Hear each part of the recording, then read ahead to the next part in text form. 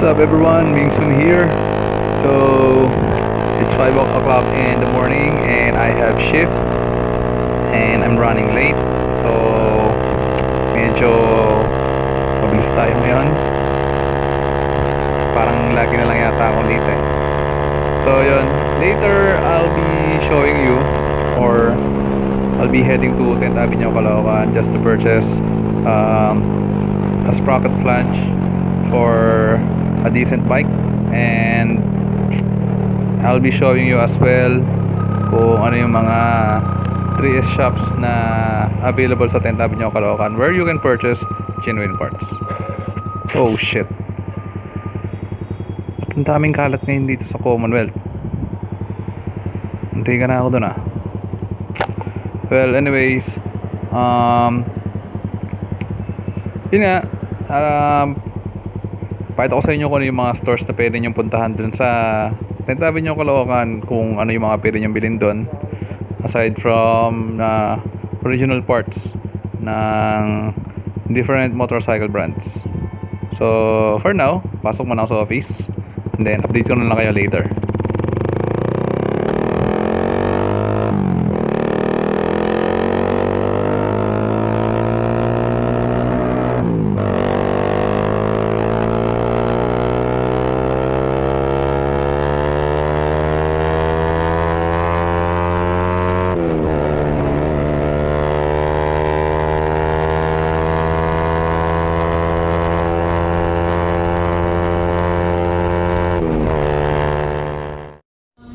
Everyone, tapos yung shift ko today, so ilang bit bababa na ako and then pupunta na ako ng 10th Avenue, Caloocan.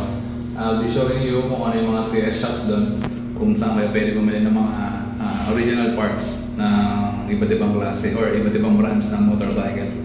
So makikita nyo rin sa video later kung saan yung mga saan ba yung mga stores pwede kayong bumili ng mga aftermarket accessories and parts. So yun, alis na ako dahil pagod na ako. It's time to shop. Nandito ako sa CR kasi naiiyak ako mag-video sa labas dahil maraming tao dito sa office. So yun, alis na ako. So yun nga, papunta na ako ng 10th Avenue, Caloocan right now. So medyo bibilisan natin kasi medyo matraffic na at lahat yun yung pinakayoko habang nag-drive ako. Hindi ako talaga ng matraffic, kaya bumili na rin ako ng motor eh.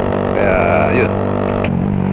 So ano ba, bili ako ng sprocket flange para sa new breed kasi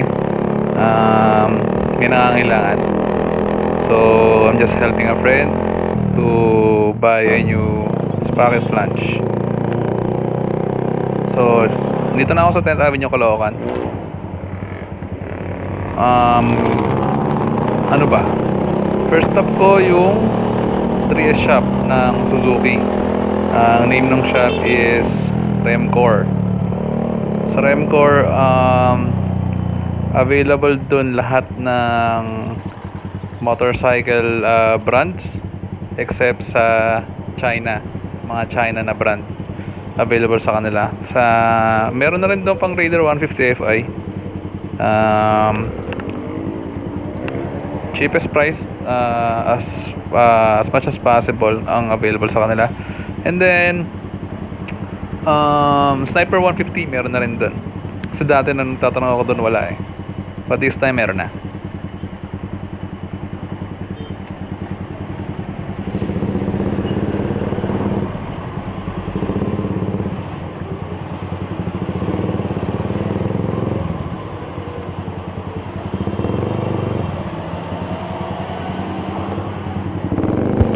Alright, nandito na ako sa Remcore.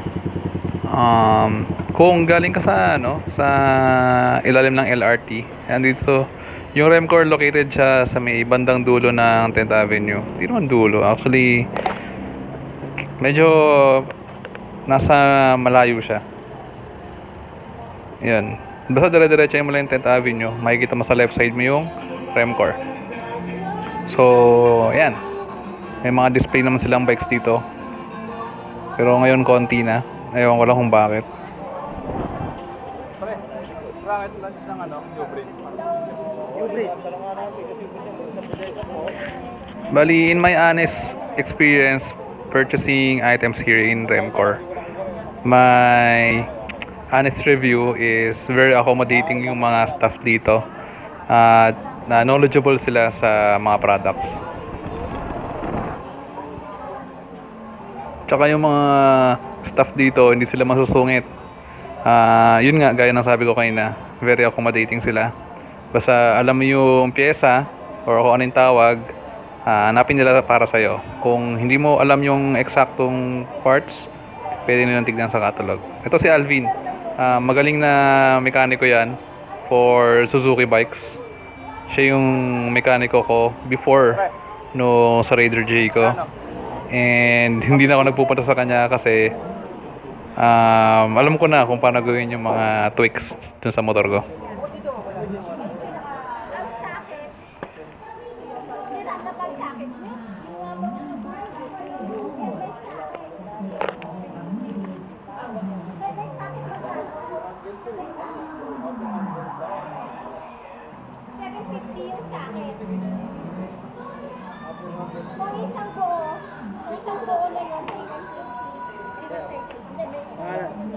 Allison. Edison? Oo, Edison na lang. Edison. Caloocan, Quezon City, Manila. Labon. Labon. Lance.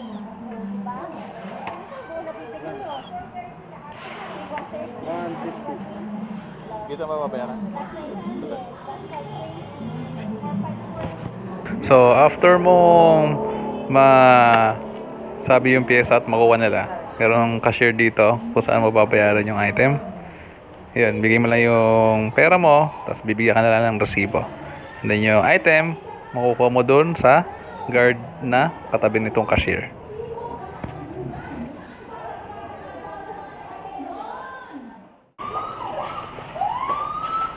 So yun, nabili ko na yung kailangan ko. This time, pakita ko sa inyo yung isa pang 3S shop dito sa 10th Avenue. Ang susunod na stop is Tres Hermanas. Hindi na ako pumasok kasi laging maraming tao doon. Laging busy yung 3S shop na yon. Ang feedback ko lang doon, medyo matagal yung process nila sa pag-accommodate ng mga customers. Dati parang paunahan ka magsalita ng sasabihin mo you want to order something, but nowadays ang process nila is they have numberings na, so you will get a number. Once your number has been called, then it's your turn. So ito yung Tres Hermanas. Kung going kang LRT station, nasa left side mo siya. Ayan, laging busy dyan, tapos mahirap din mag-park dyan kasi nga yun, maraming bumibili. Unlike dun sa Remcor, kompleto rin naman dun. Kaya lang, siguro kaya hindi siya maraming tao dahil yun nga, nasa medyo kalayuan siya. So yung isa pang 3S shop dito is Cyclemar naman. Cyclemar, ano ba? Dito, okay din bumili dito. Yun nga lang, medyo crowded din yung store. Dahil yun, marami din bumibili. Tapos yung parking nila maliit lang for motorcycles na gustong mag-visit dun sa store. Limited lang siya, so medyo mahirap din mag-park dito. Pero yung mga staff dito accommodating din. Yun nga lang, paunahan magsalita kung anong bibilin mo. Kasi ano sila, parang first come first serve basis na magsasalita. So, gulo no? Ali, this time, yung nasa right side ko is DNC, another 3S shop here. Same dun sa Cyclemar tsaka Tres Hermanas. Available lahat dito yung